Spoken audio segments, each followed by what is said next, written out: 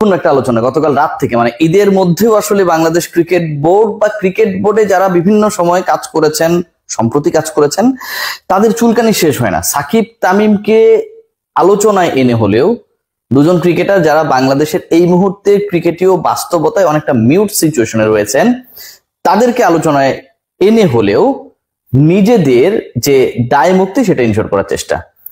দেখুন, নাসুম আহমেদের চরকাণ্ড থাপ্পড় কাণ্ড নিয়ে আমরা সবাই জানি যে ঘটনাটা ঘটেছে।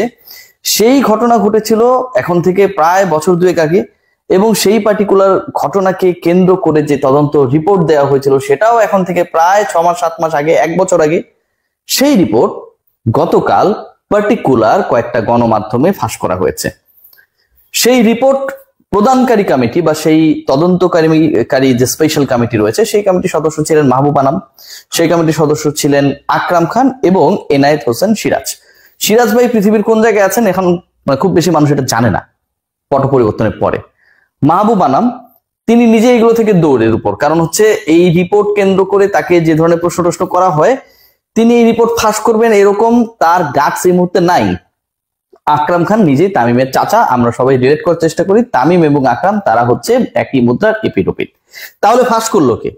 এই তিনজন তো ফাঁস করবে না, এবং এই তিনজনের যদি কেউ ফাঁস করে তাতে তো সেটা তাদের এগেনস্টে যাবে। কারণ ফারুক আহমেদ দাবি করছেন নাসুম আহমেদকে থাপ্পড় মারা হয়েছিল, তদন্ত কমিটির সদস্য মাহবুব আনাম দাবি করছেন থাপ্পড় মারা হয়নি। রিপোর্টে আবার থাপ্পড় কাণ্ড নিয়ে উল্লেখ আছে। মাহবুব ভাই নিজেই নিজের জন্য নিশ্চয়ই গর্ত করবেন না। ফাঁস করেছেন এমন একজন যেই মানুষটা এই মুহূর্তে অনেক কিছুর সাথে জড়িত, যাকে নিয়ে গত প্রায় 3 মাস থেকে টানা রিপোর্ট করেছি, আলোচনা করেছি, নাম উল্লেখ করব না, অনেকে নিয়ে করেছি, যাকে নিয়ে করেছি আপনারা বুঝে নিন, সেই তিনি। এবং সেটা পার্টিকুলারলি 2-1টা মিডিয়া সাপ্লাই করা হয়েছে। কেন? তামিম ইকবাল এবং সাকিব আল হাসানকে নতুন করে আলোচনায় এনে নিজের কুকর্ম ঢাকার জন্য। তামিম ইকবাল এই মুহূর্তে ক্রিকেটের বাইরে, সাকিব আল হাসান ক্রিকেট খেলছেন না, দেশে আসতে পারছেন না। এই দুজন লেজেন্ডকে আপনারা যে যাই বলুন না কেন ভাই, তারা তো বাংলাদেশের ক্রিকেটে কন্ট্রিবিউট করেছে। ফ্রম নো হোয়ার আনার কারণটা কি? যে নিউজ করা হয়েছে যে দুটা পার্টিকুলার পত্রিকা বলেন বা অনলাইন বলেন, আমি খেয়াল করেছি সেই দুটোর বাবা আবার একই প্রতিষ্ঠান। মানে আমি এবং আমার ভাইয়ের বাবা যেমন, অর্থাৎ জন্মদাতা তো একজনই, সেই 2 পার্টিকুলার মিডিয়ার জন্মদাতাও একই গ্রুপ। সেই গ্রুপকে নিয়ে আমার কোনো প্রশ্ন নেই, কিন্তু 2 সন্তানের আচরণ 2 রকম। কি বলা হয়েছে? একটা রিপোর্টে বলা হয়েছে, যেটা বাংলায় লিখেছে, যে তদন্ত প্রতিবেদন, আমি বলি আপনাদেরকে, হ্যাঁ, এবং সেটা সংশ্লিষ্ট সাংবাদিক স্ট্যাটাসও দিয়েছেন, সেখানটা বলা হয়েছে সংবাদ মাধ্যমে এই ঘটনা ফাঁস করে দেওয়ার অভিযোগ আনা হয়েছে তামিম ইকবালের বিরুদ্ধে। অবশ্য তিনি একা অভিযুক্ত নন, তার সঙ্গে মিডিয়ায় নাসুমকে হাতুরু সিংহের মারার ঘটনা ফেরি করার অভিযোগ।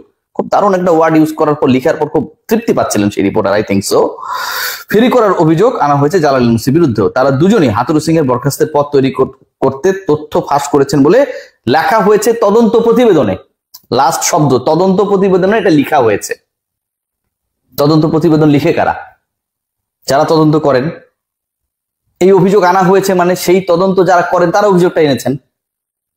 অথচ তামিমের ইস্যুতে যে তামিম অথবা জালাল ভাই তারা দুজন এই তথ্যগুলো, হাতুরা সিং নাসুমকে মারছে, এই তথ্যগুলো মিডিয়ায় ফাঁস করতে পারেন এরকম কোনো প্রমাণ তদন্ত কমিটি পায় নাই। কোন তদন্ত কমিটি এরকম তথ্য প্রমাণ পায়নি।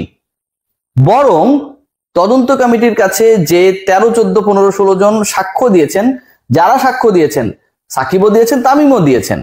স্পেশাল কমিটি হয়েছে একটা বিশেষ বিষয় তদন্ত করার জন্য। তারা সবাই তো কিছু না কিছু জানিয়েছেন, অভিযোগ করেছেন, সবাই অভিযোগ করেছেন।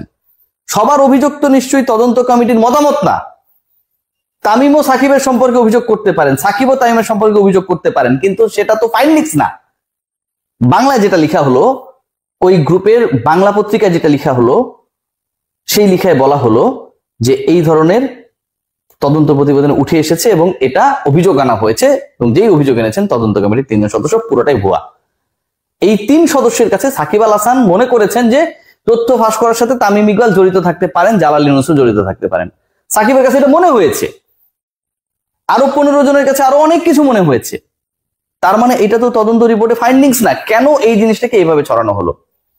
একই হাউসের যে ইংলিশ ডেইলি, তারা যে রিপোর্টটা করেছে, তারা আবার প্রপার রিপোর্ট করেছে। ইংরেজিতে লিখলে যে কোনো কিছুই আপনার ভুল হওয়ার চান্স থাকে না, এটা আপনারা সবাই জানেন। ইংলিশে যেহেতু লিখছে এটা ঠিকই আছে, সেখানটায় আমরা দেখছি যে Shakib accuses Tamim and Jalal Yunus trying to out Hathurusingha. Shakib Al Hasan accuses করছে কাকে?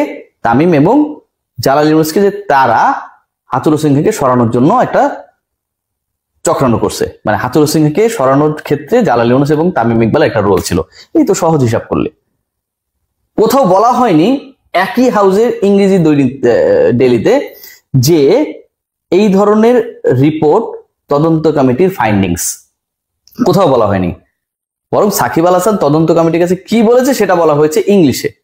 বাংলায় বলা হয়েছে, বাংলায় যিনি লিখেছেন তিনি ইংলিশ হয়তো একটু কম বুঝেন বা পারেন, তিনি যেটা বললেন তদন্ত কমিটিরই ফাইন্ডিংস নাকি এটা। পরবর্তীতে সেটা আবার হচ্ছে নিজেই আবার এডিট করা হয়েছে।